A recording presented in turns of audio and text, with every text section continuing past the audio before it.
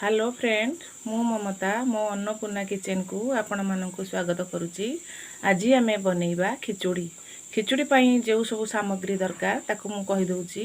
प्रथम रे 500 अरुआ चाउल, 250 ग्राम मुग, देसी मुग, लुण, हलदी, गुआ घी, तेजपत्र, जीरा, टिके हेंगू, अन्नपूर्णा पत्र बास्ना पाई, तेल एवं पानी। आपण जदि 750 खिचुड़ी करेंगे ताहले आपन को 1.5 लिटर पानी आवश्यक पड़िबो।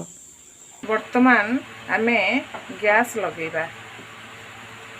एई भलिया गोटे समान डिश को आमे थोइबा।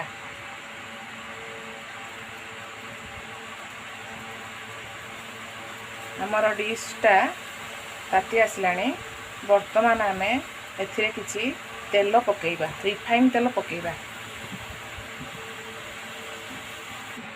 हमर डिश टी ताती गलानी। वर्तमान आमे किछि रिफाइन तेल एथिरे पकेइबा। 4 चम्मच अनुमान में पकेइबे। देखंतु हमर तेल ताती गलानी। वर्तमान आमे जीरा पकेइबा एवं तेजपत्र पकेइबा। जी गलानी। वर्तमान मु मापिकी रखिथिबा पानी पकाउची। सेथिरे आमे लूण पकेइबा स्वाद अनुसार।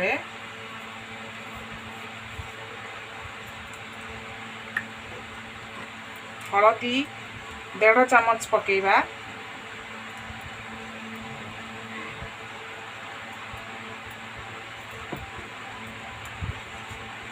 अन्नपूर्णा पत्र को पकेइबा। 2टी अन्नपूर्णा पत्र मु काटी देछि। वर्तमान आमे एकु घोड़े दबा। वर्तमान हमर पानीटा बोधे ताती गलानी। देखंतु हमर पानीटा फुटी गलानी। मु एथिरे टिके हेंगू पकेइबी। आपण अल्प हेंगू पकेइबे। आपण चिमुटे खंडे हेंगू पकेइबे। चाउल एवं मुग को मु एका संगरे धोई देइछि। वर्तमान आमे पकेइबा। फुटुछि। आमे धीरे धीरे ए चाउल मुग को पकेइबा।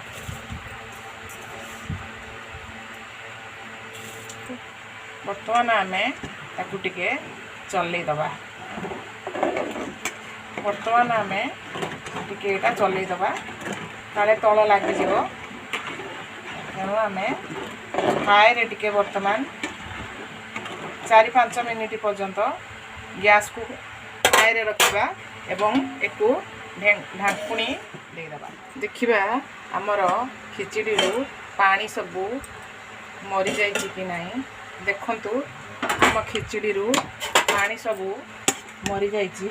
वर्तमान आमे गैस को सीम कर दबा एवं गुआ घी पकेइबा। गुआ घी टिके पछरे पकेइले ये बास्नाटा तार रुहे बेसी। आपण चाहिले भी एथिरे आपण चीनी पकेइ परिबे, नहले भी एमतिरे भी भल लागिबो। आपण वर्तमान 10 रु 12 मिनिट पर्यंत एको सीम रे हमर खिचुड़ी हेलाणी की। बा बढ़िया सुंदर भाव में हमर खिचुड़ी हो जाइछि।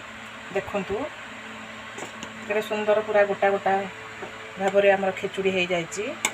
चाउल पूरा सिझी जाइछि। खिचुड़ी आपण डालमा खट्टा किंबा साधा तरकारी डाली एइथरे आपण खाइ परिबे। प्रस्तुत हो जाइछि।